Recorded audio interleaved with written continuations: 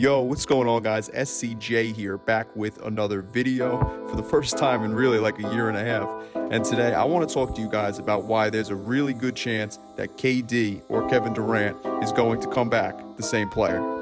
Now, if you're watching this video, then you most likely know that during the NBA Finals last June, only 12 minutes into his first game in over a month, KD ruptured his right Achilles. Now, this is one of, if not the worst possible injury that a basketball player can suffer. Witness, unfortunately, what happened to Kevin Durant, but Kyle Lowry, Pascal Siakam, Serge Ibaka telling the crowd, no, we are not going to cheer when this guy goes down. That's appreciation for greatness. Now, one little small tidbit that I want to mention before I dive into why I think KD could come back the same or will come back the same is his quote-unquote right calf strain, in which he suffered in the Warriors' previous series against the Rockets. Now, while I'm not going to personally question how accurate or truthful the Warriors' medical staff was in releasing the information on KD's injury or assessing the injury, if you look at this picture right here, which was taken sometime before KD returned in Game 5 of the Finals, you can clearly see that his Achilles is what was really iced up, not his calf. And while I personally don't believe anything was stopping KD from playing in Game 5 of the Finals on that night, which he himself even actually said, there was many people that are saying that the Warriors medical staff are the ones to blame for KD's Achilles injury or rupture. Now, they themselves said that if they believed there was a chance that KD was going to rupture his Achilles, they wouldn't have let him play that night. But maybe they just didn't know enough or do a good enough job in their overall assessment of KD's injury. Now, getting into why KD has a very good chance to come back the same or close to the same next season, we got to look at the history of this injury and previous players who have suffered this injury. We've seen numerous all-stars, superstars, and legends suffer the same terrible injury. Some of the most notable are Kobe, Dominique Wilkins, and KD's teammate last season, DeMarcus Cousins. Now, all three of these guys came back and ended up still being starters and key contributors for their team.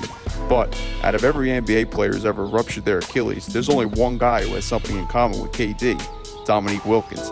Now, what both these guys have in common is they ruptured the Achilles on the same side as their shooting hand. Both guys are right-handed shooters who ruptured their right Achilles. The reason this may be a big deal is because KD's left foot is the first foot he plants when stepping into and taking a shot. While this doesn't mean that this is the only or the biggest reason why KD has a chance to return the same, it may just be the most important because Dominique Wilkins came back and averaged more points. And if you look at the history may repeat itself. And KD is the first and only player since Dominique Wilkins to rupture his Achilles on the same side as his shooting hand. So it's very important information and a very big deal. And we'll see if history does in fact repeat itself. Now, the next thing I want to get into is KD's style of play. A prime KD is one of the most unguardable players of all time, and I'm sure many people would agree with me on that. Whether he coined the nickname himself or someone gave it to him, the nickname in which he has as his Instagram handle, Easy Money Sniper, is quite literally an accurate one, as we haven't seen a 7-footer who has guard-like handles, abilities, and can shoot the lights out of the rim just like he can. His height alone makes it very difficult for defenders to close out and have any effect on his shot. Add that together with his lengthy 7'5" wingspan, and even if this injury does affect any aspects of his athleticism, I'll guarantee it won't have any effect on his shooting. And this clip right here from February proves that.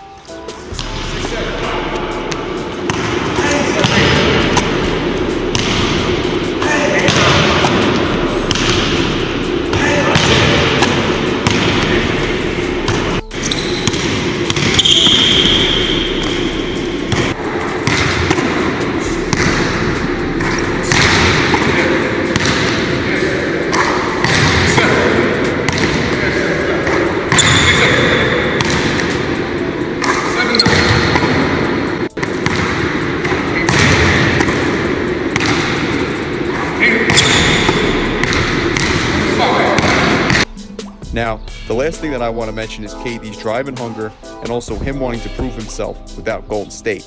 I think what may be more important than people realize is all the media attention that KD's gotten over the last few months. There were videos and reports of how his rehab were going. There were writers, hosts, and analysts from shows and podcasts saying him and Kyrie are locker room cancers and the reason why Kenny Atkinson was fired. And most recently, there have been jabs thrown at him by former Warriors teammate Draymond Green. What should have happened was Kevin come out and say, hey, man, like, That's it.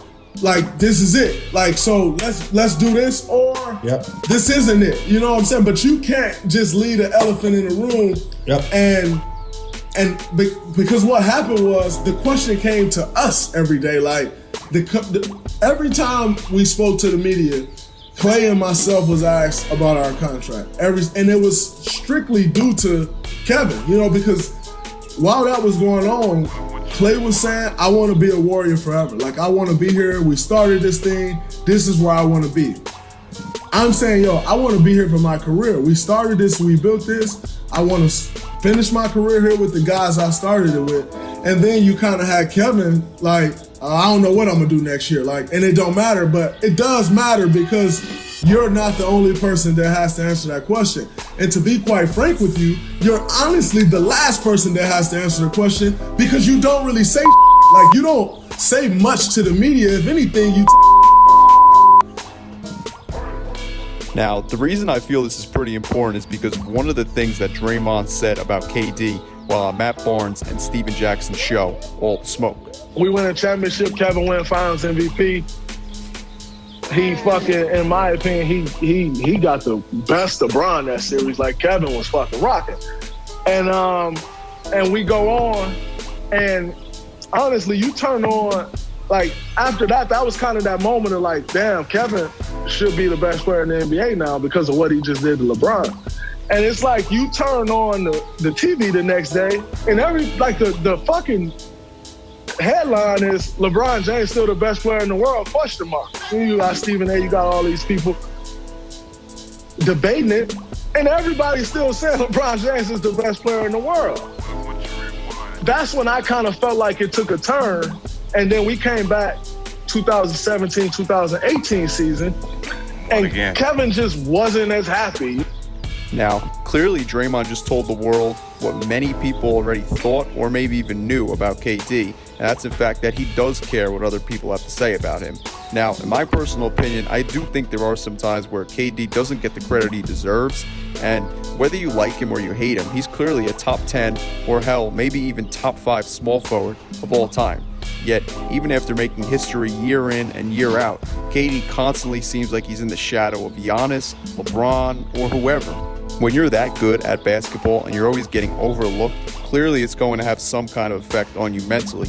Only difference is that KD isn't afraid to show it or respond to those critics firsthand, which many players typically don't do.